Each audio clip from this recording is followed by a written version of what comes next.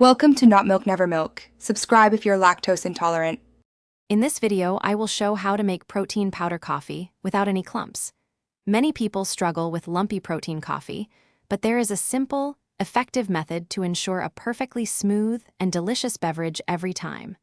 We will start by preparing the protein powder correctly, then slowly incorporate the hot coffee. This technique is crucial for maintaining a pleasant texture and taste. Understanding why protein powder clumps is key to avoiding it.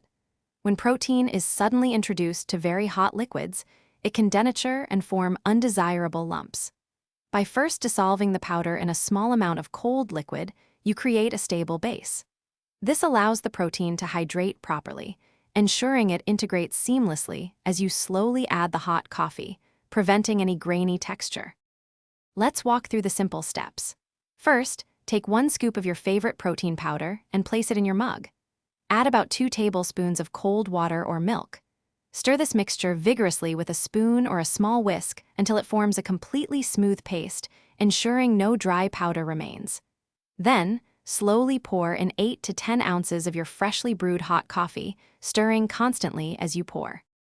To truly perfect your protein coffee, consider a few extra tips.